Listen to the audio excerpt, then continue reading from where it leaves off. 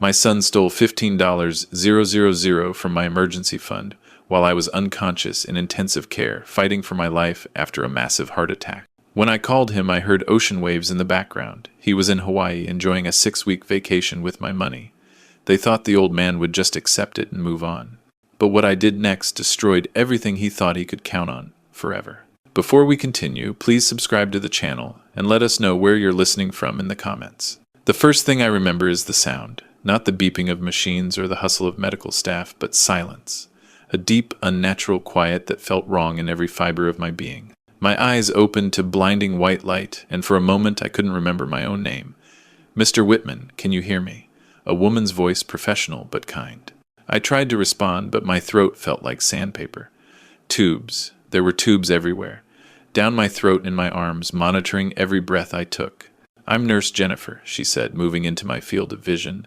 Middle-aged with kind eyes that had seen too much. "You're in the ICU at Mission Hospital in Asheville. You've been unconscious for 3 days." 3 days.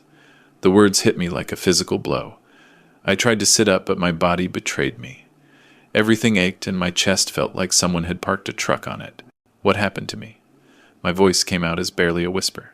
"You had a major heart attack, Mr. Whitman. Your neighbor, Mrs. Hayes, found you collapsed in your driveway and called 911. You're lucky she did another hour and..." She didn't finish the sentence, but I understood. My heart attack. At 64, I'd always prided myself on my health. 40 years of electrical work had kept me strong, and even retirement hadn't slowed me down much. But apparently my body had other plans. "Where's my son?" The question came out before I could stop it. "Ethan. He should be here." "Did someone call him?" Nurse Jennifer's expression shifted slightly, and I caught a flicker of something, concern, maybe discomfort. "Let me get Dr. Martinez and our social worker, Miss Chen. They can explain the situation better." The next few minutes felt like hours. Dr. Martinez, a man about my age with graying temples, explained the medical details. Massive heart attack, blocked arteries, emergency surgery, lucky to be alive. The words washed over me, but all I could think about was why my son wasn't here. Miss Chen, the social worker, pulled up a chair beside my bed. She had a gentle manner, but her words cut deep. "Mr. Whitman, we've made extensive efforts to contact your emergency contacts. The phone number we have for your son goes to a disconnected line. We called his workplace. They said he's on personal leave and couldn't provide additional contact information. We've documented all our attempts as required by hospital policy." I stared at her, trying to process this information. Disconnected. That can't be right. Ethan would never. We also tried to reach him through social media, but there's no active presence we could find. We've followed all HIPAA requirements and made reasonable efforts, but unfortunately we haven't been able to reach any family members. My gaze drifted to the bedside table where I noticed my phone, or what was left of it. The screen was shattered, the case cracked beyond repair. "Your phone was damaged when you fell," Nurse Jennifer explained. "Mrs. Hayes found it beside you in the driveway.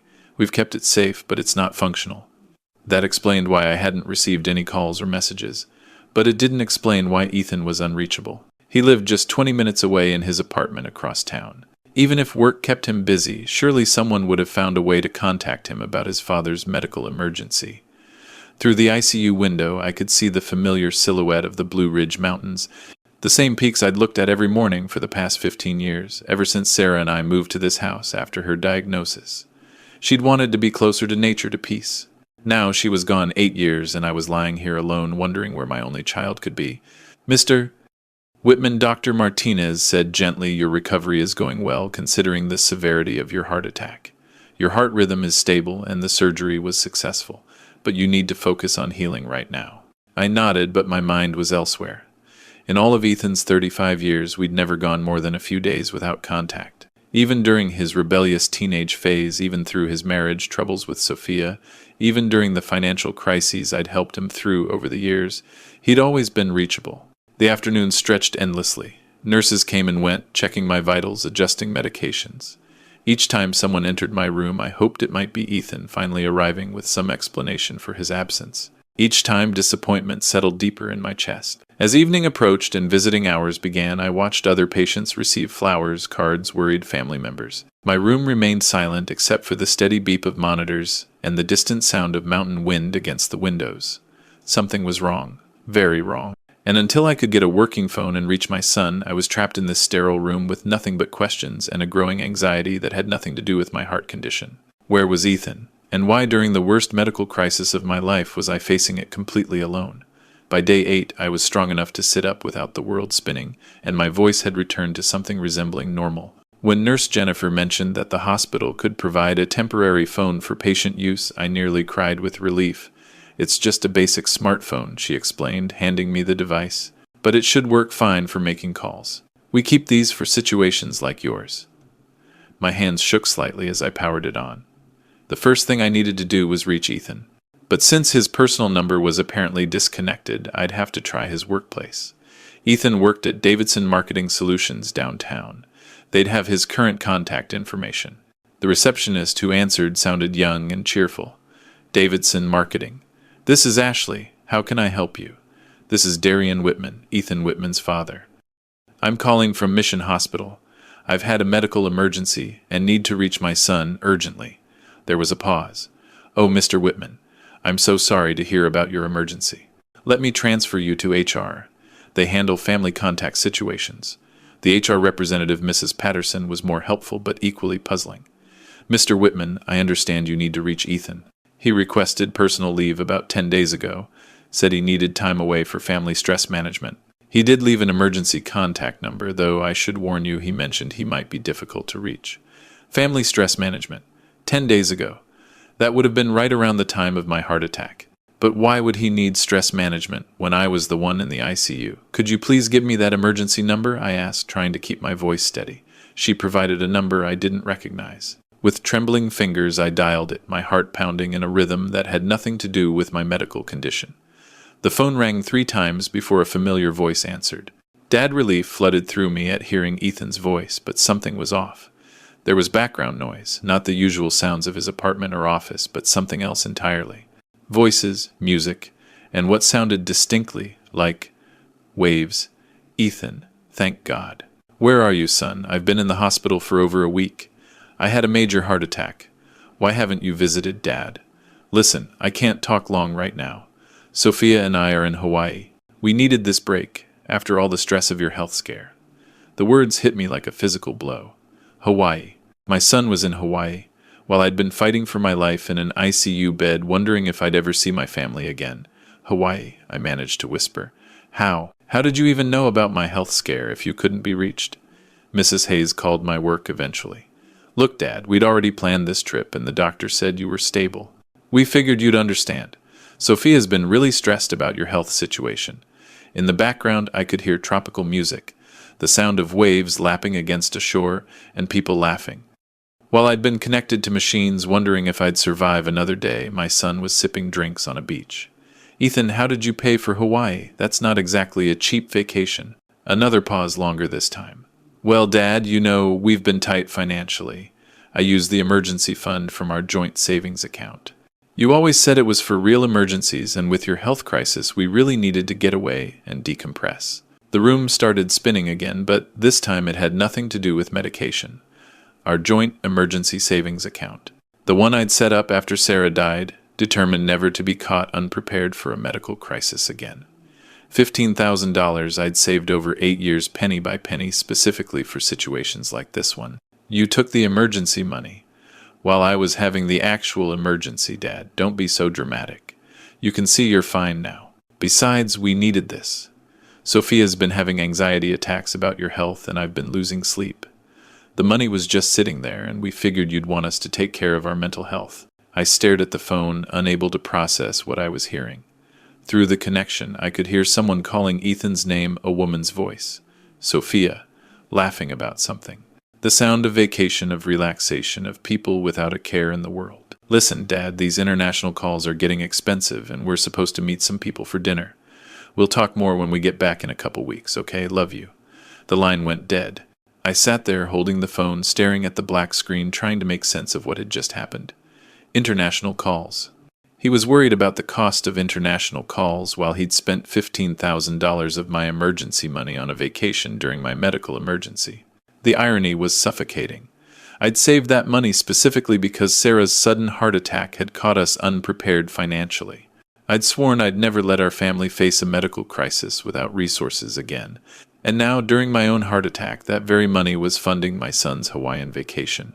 Through my hospital window, the Blue Ridge Mountains looked different now, darker, more forbidding. The familiar peaks that had comforted me for years now seemed like prison walls trapping me with this horrible knowledge. $15,000 gone.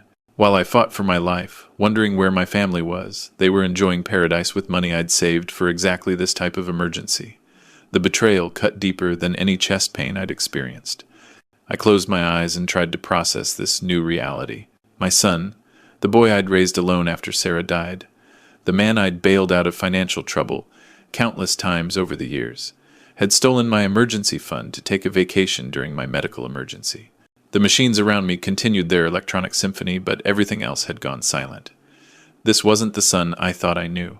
This was a stranger who saw his father's near-death experience as an opportunity for a stress relief vacation funded by the victim's own savings. Something fundamental had shifted inside me, like tectonic plates beneath those mountains outside my window. I wasn't the same man who'd collapsed in his driveway 8 days ago. That man had been trusting, loving, always ready to help his family in times of need. This man, the one holding a phone that had just delivered the cruelest betrayal of his life, was someone entirely different. Dr. Martinez discharged me on a Tuesday morning with a pharmacy bag full of medications and strict instructions about rest, diet, and follow-up appointments. The drive home felt surreal. Everything looked exactly the same, but I was seeing it all through different eyes. My house on Maple Ridge Drive sat nestled against the Blue Ridge Mountains exactly as I'd left it 2 weeks ago. The same wraparound porch where Sarah used to sit with her morning coffee. The same garden she'd planted before the cancer took her. The same driveway where I'd collapsed, clutching my chest, wondering if I'd ever see another sunrise. But now I knew what had happened while I fought for my life in that hospital bed. Now I understood exactly how much my family had cared about my survival. Once I'd settled into my home office, Sarah's old craft room that I'd converted after she passed, I did something I should have done years ago. I spread out 8 years' worth of bank statements across her old quilting table and began to trace the pattern of my relationship with my son. The numbers told a story I'd been too blind or too willing to see. March 2019, $3,200 to cover Ethan's mortgage when he got fired from the auto dealership. Just until I find something new, Dad. I promise I'll pay you back. August 2019, $1,800 for utilities and car payments, when he'd blown his signing bonus at his new job on a weekend in Vegas. Sophia didn't know about the gambling, Dad. Please don't tell her. December 2024, $500 for Christmas and to catch up on credit card payments. The pandemic hit everyone hard, Dad. This is the last time, I swear. June 2021, $2, $100 for Sophia's medical bills when she needed dental work. Insurance doesn't cover cosmetic procedures, but she really needs this for her confidence. The pattern continued month after month, year after year. Every crisis, every poor decision, every consequence he couldn't face. I'd been there with my checkbook, smoothing the path, making his problems disappear. And now this, $15,000 from our emergency fund taken while I lay unconscious in intensive care. I leaned back in Sarah's old chair and closed my eyes, remembering conversations I'd tried to forget. Sarah, during her final months, watching me write another check to bail Ethan out of his latest financial disaster. Darian, you're not helping him, she'd said, her voice weak but her words strong. You're creating a dependent, not helping him grow. What's going to happen to him when you're not here to rescue him anymore? I'd dismissed her concerns then. He's our son, Sarah. Family helps family. He'll figure it out eventually. Will he? She'd asked. Or will he just keep expecting someone else to solve his problems until there's no one left to call? I'd been so focused on being the good father, the reliable provider, the safety net that would always be there. But Sarah had seen what I couldn't or wouldn't. I wasn't raising a man. I was enabling a child. The realization hit me like another heart attack. Every time I'd rescued Ethan from consequences, I'd taught him that consequences weren't real. Every time I'd covered his mistakes, I'd shown him that mistakes didn't matter. Every time I'd solved his problems, I'd proven that he didn't need to solve them himself. I'd created this monster. Moving to my filing cabinet, I pulled out the property documents for the house. I needed to understand exactly what I owned, what Ethan might have legal claim to, what options I actually had. The deed was clear. The house was purchased in my name alone 2 years after Sarah's death. She'd never lived here. There was no joint ownership, no inheritance complications. Ethan had never contributed to the mortgage, never paid for improvements, never even helped with maintenance. He had his own apartment across town, a place I'd helped him secure with a security deposit 3 years ago. This house was mine legally and completely. Ethan was a frequent visitor, sometimes staying overnight when he and Sophia had arguments, or when money was tight at his place. But he had no legal residence here, no tenant rights, no claim to ownership. The property was worth about $280,000 according to the latest assessment, enough to secure my retirement pay for medical expenses, and maybe, just maybe, teach my son the most important lesson of his life. As I sat there, surrounded by financial records and legal documents, the pieces of a plan began forming in my mind. Not revenge, that was too simple, too emotional. This would be education. The kind of education Sarah had tried to give him with words, but that he'd apparently needed to learn through experience. If Ethan could take my emergency fund during my medical emergency, if he could justify stealing from his dying father to fund a vacation, then maybe it was time he learned what it felt like to have no safety net at all. I thought about all the times he'd called in crisis, knowing I'd be there to fix everything. All the times he'd made poor choices, confident that Dad would clean up the mess. All the years I'd enabled his irresponsibility in the name of love. Sarah had been right. I hadn't been helping him grow. I'd been stunting his growth. And now at 64, having survived a heart attack that should have killed me, I finally understood what tough love actually meant. It meant letting the people you care about face the full consequences of their choices. It meant refusing to rescue them from problems they'd created for themselves. It meant showing them through actions rather than words that every decision matters and every choice has a price. Ethan had made his choice when he took that money. Now it was time for him to learn what choices actually cost. I picked up my phone and stared at it for a long moment. There were calls to make plans to set in motion bridges to burn that could never be rebuilt. But for the first time since I'd awakened in that hospital bed, I felt something other than betrayal and hurt. I felt determined. If my son wanted to act like I was already dead, maybe it was time to show him what that would actually look like. Week 5 after my heart attack, I made the call that would change everything. Vincent Torres had handled real estate in our mountain community for over 20 years. If anyone could help me navigate what I was about to do, it would be him. Vincent, this is Darian Whitman up on Maple Ridge Drive. I need to discuss selling my house, and I need to do it quickly. There was a pause. Darian, I heard about your heart attack from Eleanor Hayes. Are you sure you should be making major decisions so soon after a medical crisis? I've never been more certain of anything in my life, Vincent. Can you come by this afternoon? I'll explain everything. Vincent arrived at 3 o'clock carrying his leather portfolio and wearing the concerned expression of someone who dealt with too many families, making emotional decisions during difficult times. What he didn't expect was Eleanor Hayes appearing at my front door 5 minutes later, carrying a casserole dish and wearing her determined face. Darian Whitman, what's this I hear about you selling your house?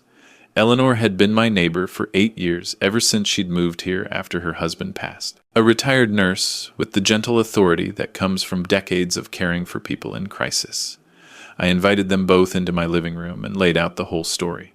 The heart attack, the hospital isolation, the discovery of Ethan's Hawaiian vacation funded by my emergency money. Vincent listened with professional neutrality, but Eleanor's face grew more indignant with each detail. That boy took your emergency fund while you were in intensive care. Eleanor's voice carried the moral outrage of someone who understood both medical vulnerability and family responsibility. Honey, that's not just irresponsible. That's unconscionable. Vincent was more measured. Darian, I understand you're hurt, but selling your family home is a permanent solution to what might be a temporary problem. Have you considered other ways to address this? Vincent, I've been addressing this for 8 years. Every crisis, every poor decision, every consequence he couldn't face, I've been there with my checkbook. My wife warned me I was creating a dependent instead of raising a man. She was right. Eleanor nodded firmly. Sarah was always the wisest woman in this neighborhood, and if she could see what that boy did while you were fighting for your life, she'd be supporting this decision too. Over the next hour, I explained my plan: sell the house quickly, preferably to a cash buyer. Use the proceeds to secure my own future instead of continuing to subsidize Ethan's irresponsibility. Show him what it actually means to have no safety net. Vincent's professional concerns were practical. The house will need preparation, decluttering, minor repairs, staging. In your condition, that's a lot of physical work. That's when Eleanor surprised me. Well then, it's a good thing he has neighbors. Darian, you're not doing this alone. This community takes care of its own, and what that boy did to you while you were in the hospital. That's not how we raised our children around here. By the end of the week, Eleanor had organized what she called a barn raising, except instead of building something, we were preparing to sell something. She'd recruited Tom and Betty Morrison from down the street, the Hendersons from around the corner, and even Pastor Williams from the community church. Week 6 began with a parade of neighbors showing up at my door with work gloves and determination. I'd worried about accepting help, about being seen as weak or dependent. But Eleanor set me straight. Honey, you've been helping folks in this neighborhood for years. Remember when the Morrisons' tree fell on their roof? Remember when you rewired the Hendersons' garage for free? Community means we help each other, and right now you need help to help yourself. The work progressed slowly but steadily. My doctor had been clear about physical limitations. No heavy lifting, no strenuous activity, plenty of rest. So I became the supervisor while my neighbors became the workforce. Tom Morrison and his son handled the heavy furniture moving. Betty organized the decluttering with the efficiency of someone who'd managed church rummage sales for decades.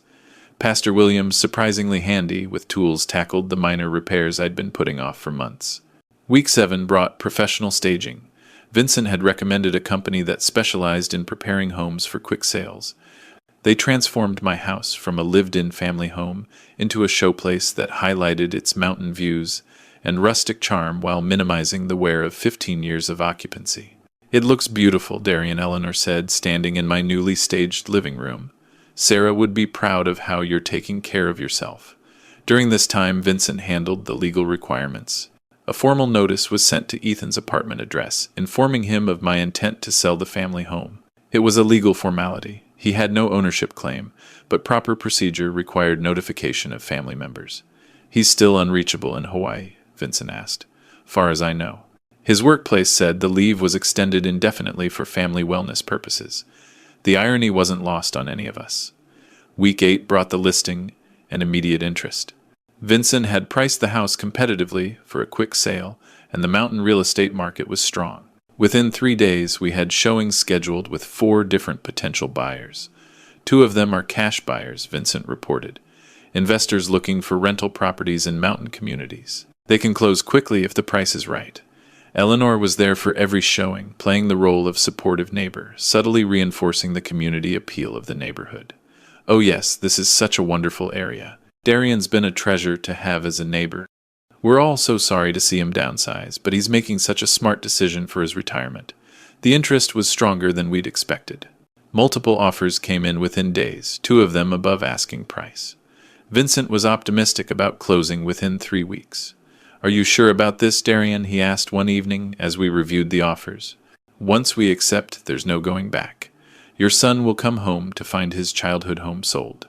I looked out my window at the Blue Ridge Mountains, the same view I'd shared with Sarah, the same peaks that had watched me raise Ethan from boy to man, or what I'd thought was a man. Vincent, my son, came home from his vacation to find his father had survived a heart attack. The house sale is just making sure he understands what that actually means. Eleanor squeezed my shoulder. You're doing the right thing, honey. Sometimes love means letting people face the consequences of their choices. By the end of week 8, we had accepted an offer from a cash buyer, a retired couple from Florida looking for a mountain retreat. Closing was scheduled for the end of month 3, just about the time Ethan was expected to return from his extended Hawaiian healing journey. The timing, as Eleanor noted with satisfaction, was perfect. That boy's going to learn what it means to take care of himself, she said. And you're going to learn what it means to put yourself first for once in your life. For the first time since my heart attack, I felt something I hadn't experienced in years, the support of people who cared about my well-being without expecting anything in return. It was a lesson in what healthy relationships actually looked like. Week 9 brought the kind of controlled chaos that comes with multiple interested buyers and competing offers. Vincent's phone seemed to ring constantly, and my kitchen table became command central for negotiations that would determine my future and Ethan's education. We have 3 serious offers, Vincent explained, spreading the paperwork across my table. The retired couple from Florida at asking price, a local investor at $5,000 over, and a Denver couple looking for a vacation home at $8,000 over asking. Eleanor, who had appointed herself my unofficial advisor, studied the offers with the intensity of someone reviewing medical charts. What about closing timelines? We need this done before that boy gets back from his little paradise vacation. The Florida couple can close in 3 weeks. They're cash buyers with no financing contingencies. The investor wants a longer inspection period. The Denver couple need financing approval, which could take 6 weeks or more. The decision was obvious. We go with the Florida couple, Vincent. Speed matters more than an extra few $1,000s. The next 2 weeks tested my patience and my heart medication. Home inspections revealed minor issues.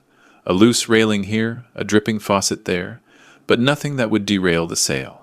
The buyers were reasonable people, retired educators named Robert and Margaret Chen, who fell in love with the mountain views and the community feel of our neighborhood. It reminds us of where we grew up in Colorado, Margaret told me during the final walkthrough. We can see ourselves being very happy here. I found myself genuinely pleased that the house would go to people who would appreciate it, who would maintain Sarah's garden, and respect the memories embedded in these walls. It felt like a form of redemption. The house would have a future even if my relationship with Ethan didn't. Week 10 brought the legal paperwork phase. Vincent connected me with Janet Morrison, an attorney who specialized in real estate transactions. Her office in downtown Asheville was efficient and professional, the kind of place where important decisions got documented properly. Mr. Whitman, I want to make sure you understand that once we complete this sale, the transfer is permanent, Janet explained as I signed document after document.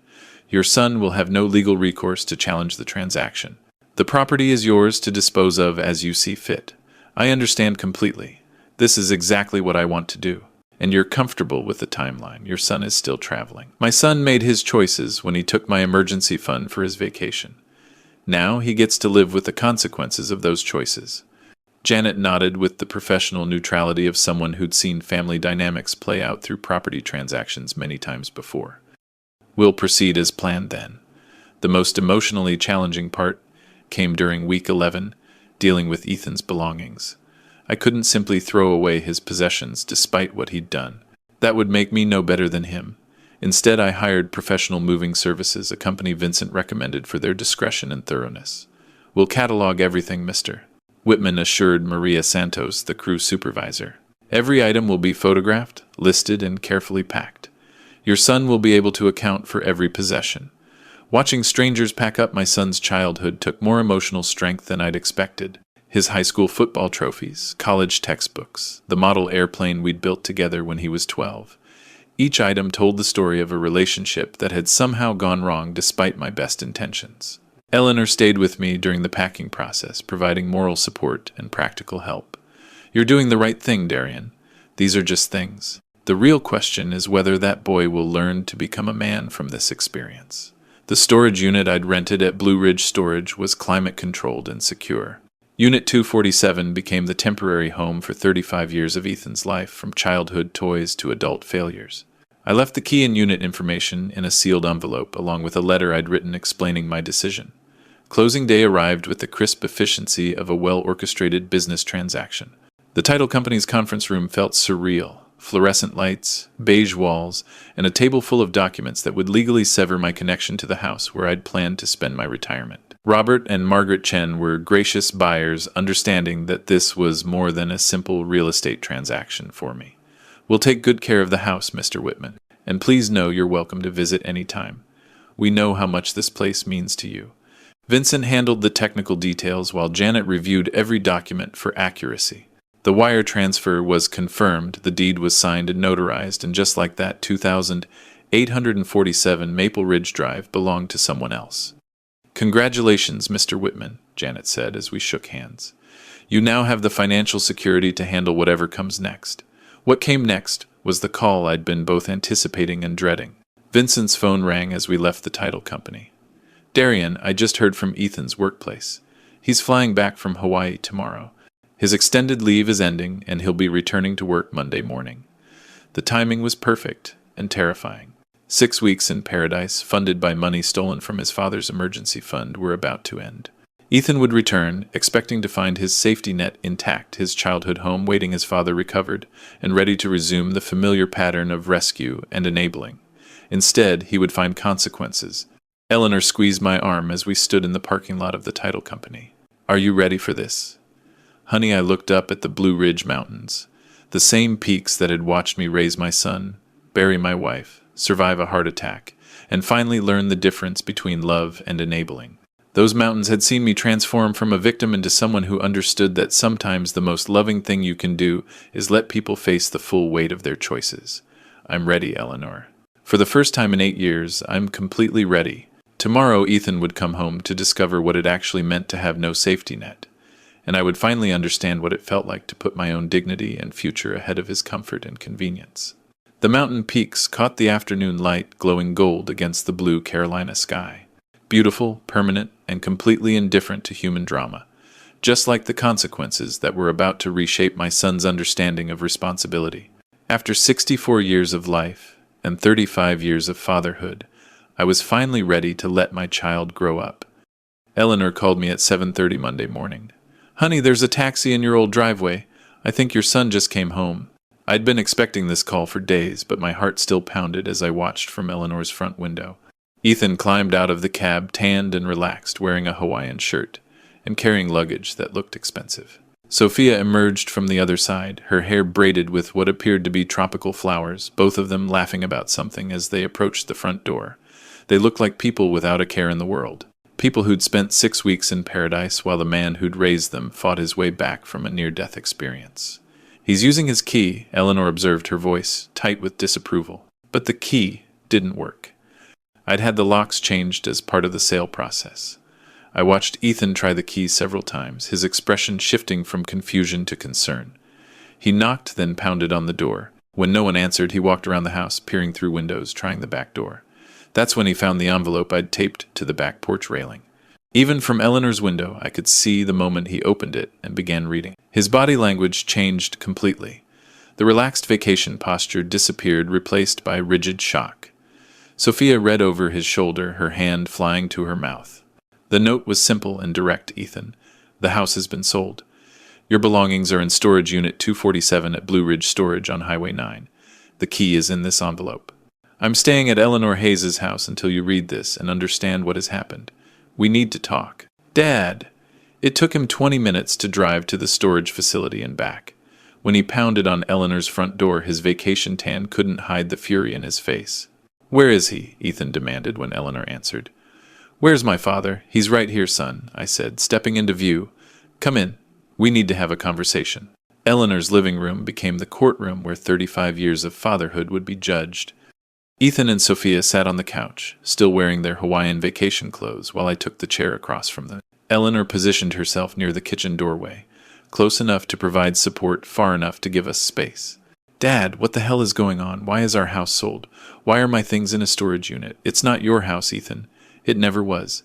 It was my house bought with my money in my name only, and I sold it because I finally understood what kind of man I raised.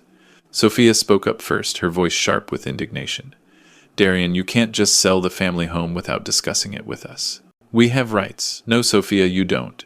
You have no rights to property you never owned, never paid for, and never contributed to. And you certainly have no right to complain after what you did. Ethan leaned forward, trying to regain control of the situation.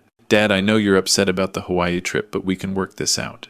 We were stressed about your health crisis, and we needed time to process. Stop. The word came out with more authority than I'd used in years. Just stop with the excuses and manipulation. Let me explain exactly what happened, and then you can decide how to respond. I pulled out the timeline. I'd prepared the same one I'd used to convince myself this was the right decision. February 15th, I had a massive heart attack and was unconscious for 3 days. February 16th, while I was fighting for my life in intensive care, you withdrew $15,000 from our joint emergency account and flew to Hawaii.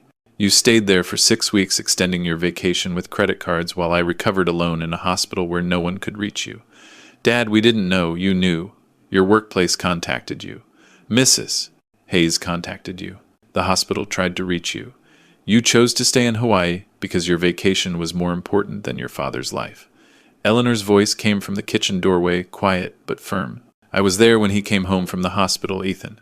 I watched him struggle to understand why his only child had abandoned him during the worst crisis of his life. Ethan's face reddened. We didn't abandon anyone. We were dealing with the stress of Dad's health scare in our own way. By stealing my emergency fund, I kept my voice level factual. The money I saved specifically for medical crises after your mother died. The $15,000 I put aside so our family would never be caught unprepared for exactly the kind of emergency I was having. It wasn't stealing, Dad. It was a joint account. We had legal access. Legal access, yes, but you used it for a vacation while I was having the very emergency it was saved for. That's not legal theft. It's moral theft. And it showed me exactly who you've become. I stood up and walked to Eleanor's window, looking out at the mountains that had watched this family drama unfold. For 8 years, Ethan, I've been your safety net. Every financial crisis, every poor decision, every consequence you couldn't face, I was there with my checkbook. Your mother warned me I was creating a dependent instead of raising a man. She was right. So you're punishing us for one mistake. I turned back to face them. One mistake, Ethan. I reviewed our bank records. In 8 years, I've given you over $40,000. Mortgage payments, utility bills, credit card debt, car repairs, medical bills. I've been subsidizing your irresponsibility since you were 27 years old. That's what family does, Dad. Family helps family. No, son. Family helps family during genuine emergencies. What I've been doing is enabling your refusal to grow up. And what you did, taking emergency money during my actual emergency, proved that my enabling has created someone who sees his father's near-death experience as an opportunity for a vacation. Eleanor stepped forward. Ethan, your father nearly died. While you were sipping drinks on a beach, he was learning to walk again, taking heart medication, wondering if he'd ever see his family again. Sophia stood up, her vacation braids looking absurd in the context of this conversation. This is ridiculous. We're family. We can work through this. No, Sophia. We can't work through this because there's nothing to work through. I've made my decision. The house is sold. The pattern of enabling is over. You're both adults, and it's time you learn to act like it. Ethan's voice cracked slightly. Dad, where are you going to live? I've rented an apartment in town. I'm taking care of myself now instead of taking care of you. And what are we supposed to do? The same thing every other adult does, Ethan. Figure it out. Get a job that pays enough to cover your expenses. Stop making poor financial decisions. Learn to live within your means. Face the consequences of your choices instead of expecting someone else to rescue you. The silence stretched between us like a chasm that couldn't be crossed. Finally, Ethan spoke, his voice small and defeated. Dad, I'm sorry about the money. We can pay it back, with what you're already extended on credit cards from your Hawaiian vacation. And sorry doesn't change what you did or who you've become. I walked to the door knowing this conversation was over. Your belongings are safe in storage. The rent is paid through the end of the year. After that, you're responsible for them. Just like you're responsible for everything else in your life from now on.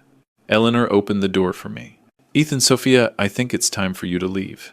As they gathered their vacation luggage and walked to their car, I felt something I hadn't experienced in years, the peace that comes from finally standing up for yourself. At 64, I'd learned that sometimes the most loving thing you can do for someone is let them face the full weight of their own choices.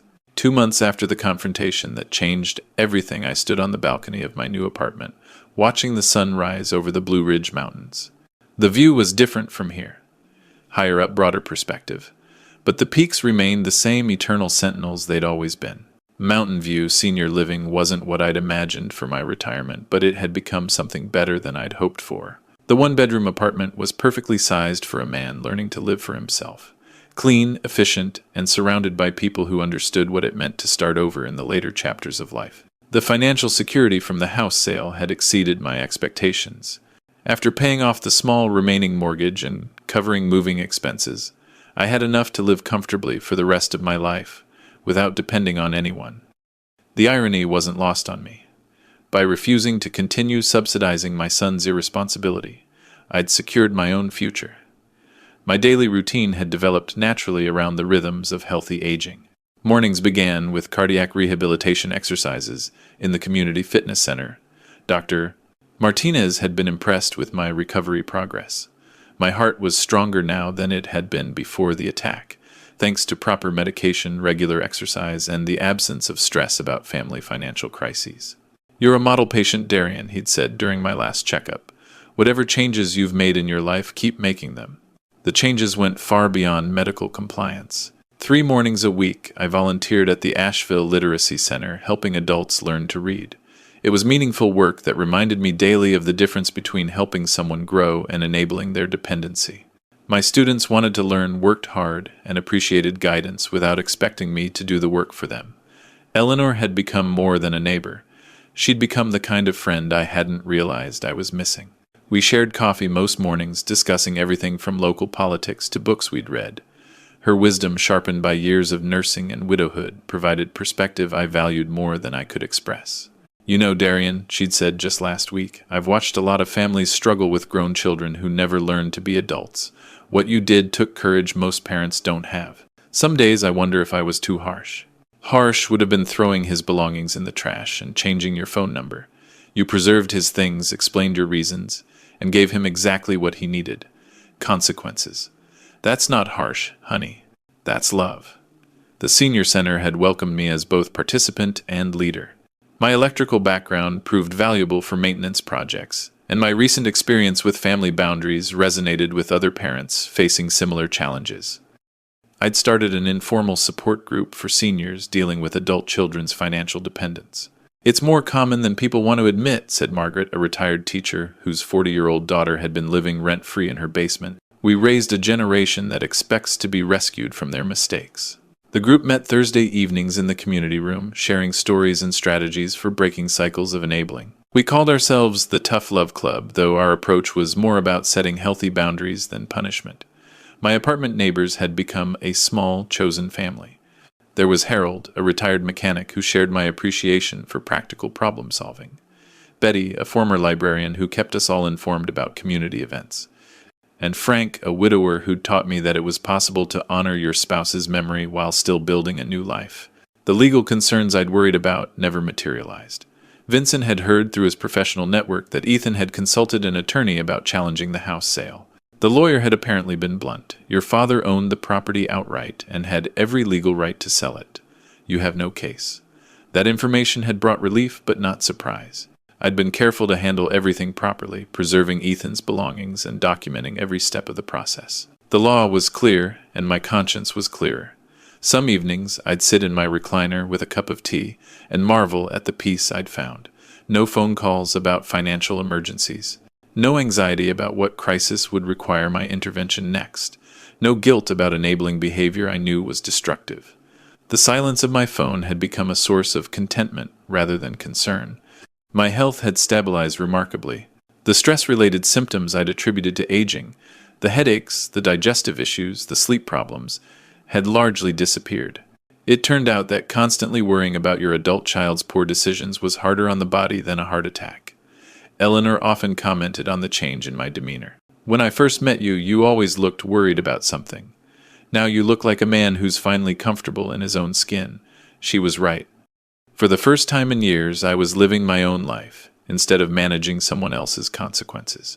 The freedom was intoxicating. I joined the community garden project, tending tomatoes and peppers in raised beds that reminded me of Sarah's garden. The physical work was therapeutic, and the harvest provided fresh vegetables for community meals. It felt good to contribute something positive, instead of constantly fixing something broken. Evenings often found me in the community room playing chess with Harold, or helping Betty organize book club discussions. These were people who'd lived full lives, faced their own challenges, and learned to find joy in simple pleasures. They'd accepted me not because of what I could do for them, but because of who I was. The mountain views from my balcony had become my daily meditation. Those peaks had watched me make the hardest decision of my parenting life, and they'd watched me discover that sometimes the most loving thing you can do is refuse to rescue someone from their own choices. At 64, I'd learned that dignity wasn't something you inherited or were given. It was something you chose to maintain even when that choice was difficult and lonely.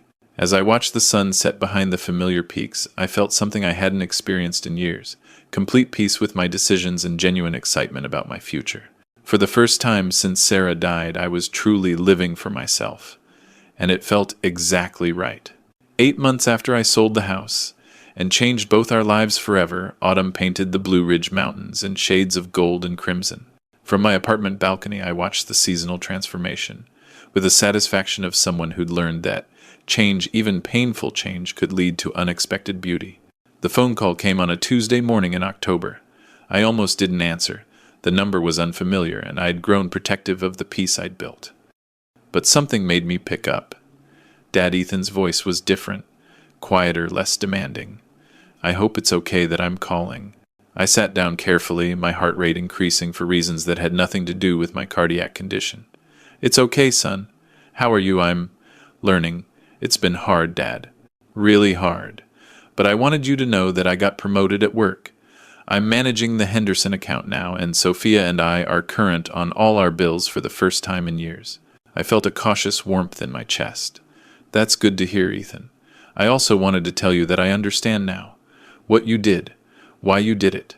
I hated you for months, but I understand. The conversation lasted 20 minutes. He told me about learning to budget, about the stress of having no safety net, about the arguments with Sophia when she realized they couldn't just call Dad to fix their problems anymore. He'd taken a financial management course, started cooking at home instead of eating out, sold his golf clubs to make a car payment. I never realized how much I depended on you until you weren't there to depend on, he admitted. Mom tried to tell me once, didn't she? About being too dependent. Your mother was wise about many things. I'm not asking to come back, Dad. I know I hurt you too badly for that, but I wanted you to know that your son is finally learning to be a man. After we hung up, I sat on my balcony for a long time, processing the conversation. Eleanor found me there an hour later, bringing coffee and her intuitive understanding of significant moments. Good news or complicated news, she asked, settling into the chair beside me. Both, I think. I told her about Ethan's call, his apparent growth, his acknowledgement of the lessons I'd tried to teach. Eleanor listened with the patience of someone who understood that healing family relationships was measured in years, not months. Are you going to see him? Not yet. Maybe not for a long time. But for the first time since this started, I have hope that someday we might have a relationship built on respect instead of dependency. That afternoon, I had a meeting at the senior center. The Tough Love support group had grown to 15 regular members, and we'd been asked to present our experiences to the county's Family Services Department. My story had become a case study in healthy boundary setting with adult children. The hardest part, I told the social workers, wasn't selling the house or facing my son's anger. It was accepting that I'd been part of the problem for years. Every time I rescued him from consequences, I taught him that consequences weren't real. Margaret, whose daughter had finally moved out and gotten her own apartment, nodded vigorously. We think we're being loving parents, but we're actually preventing our children from developing the skills they need to survive without us. The presentation went well. Several social workers asked for resources to share with families facing similar situations. I'd started writing a handbook, Love Without Enabling, a guide for parents of struggling adult children, that combined practical advice with personal experience. My role at the senior center had evolved beyond participant to leader. I served on the board of directors, now helping plan programs and manage the budget. My electrical background proved valuable for facility maintenance, but my experience with family boundaries had become my real contribution to the community. Dr. Martinez had declared my cardiac recovery exceptional at my last checkup. My heart was stronger than it had been in years, my blood pressure was normal, and my stress levels had dropped dramatically. Removing the constant anxiety about Ethan's next crisis had been better medicine than anything in his prescription pad. Whatever you're doing, Darian, keep doing it, he'd said. You're a model for healthy aging. The community garden had yielded its fall harvest, and I'd spent the morning helping distribute vegetables to families in need. Physical work that contributed to something positive felt profoundly different from the emotional labor of constantly fixing someone else's problems. Eleanor and I had developed a routine of evening walks through the neighborhood, discussing everything from local politics to philosophy. Her friendship had shown me what healthy relationships looked like: mutual support without dependency, care without enabling love, without sacrifice of self-respect. You know what I admire most about what you did, she said during one of our walks. You loved your son enough to let him fail. Most parents don't have that kind of courage. As winter approached, I reflected on the year that had transformed my understanding of love, family, and personal responsibility. The heart attack that had nearly killed me had instead saved my life by forcing me to see patterns I'd been too close to recognize. Ethan's brief contact had given me hope but not expectation. If he continued growing, if he learned to maintain the independence he was developing, perhaps someday we could rebuild our relationship on healthier terms. If not, I had the peace of knowing I'd done everything possible to help him become a man. The mountains outside my window had watched this entire journey, from enabler to victim to teacher to independent elder. They'd seen me learn that sometimes the most loving thing you can do is refuse to rescue someone from their own choices. At 64, I'd discovered that dignity wasn't something you inherited or were given. It was something you chose to maintain even when that choice required courage most people never had to find. As I prepared for bed, I looked at the photo on my nightstand. Sarah and me on our wedding day, young and full of dreams we couldn't imagine. She would have been proud of the man I'd finally become, the father who'd learned that tough love was still love, just love with boundaries. The phone sat silent on my kitchen counter, and that silence had become a source of contentment rather than concern. I'd broken the cycle of enabling that had defined our family for years. Whether Ethan chose to build something better from the pieces was up to him. For the first time in decades, I was living my own life instead of managing someone else's consequences. And it felt exactly like the freedom Sarah had always wanted me to find. Darian Whitman's story teaches us that love without boundaries isn't really love at all, it's enabling. For 8 years, he'd confused rescuing his son from consequences with being a good father. It took a near-death experience and the ultimate betrayal to show him the difference between helping someone grow and preventing them from growing. The mountains that watched his transformation remind us that some things endure while others must change. Darian's willingness to let his son face the full weight of his choices wasn't cruelty. It was the courage to love someone enough to let them become who they needed to be, even if that meant they might fail. At 64, Darian discovered that dignity isn't something you're given. It's something you choose to maintain, even when that choice requires standing alone. His story resonates because we all face moments when we must decide between keeping peace and preserving our self-respect. Sometimes the most loving thing we can do is refuse to rescue someone from their own decisions. Have you faced similar challenges with family members who expected you to solve their problems? How do you balance helping those you love with maintaining healthy boundaries? Share your experiences in the comments below. Your story might help someone else find the courage to make difficult but necessary changes. Before you go, please subscribe to our channel and let us know where you're listening from in the comments. Your support helps us continue sharing stories that matter, stories that remind us we're not alone in facing life's most challenging decisions.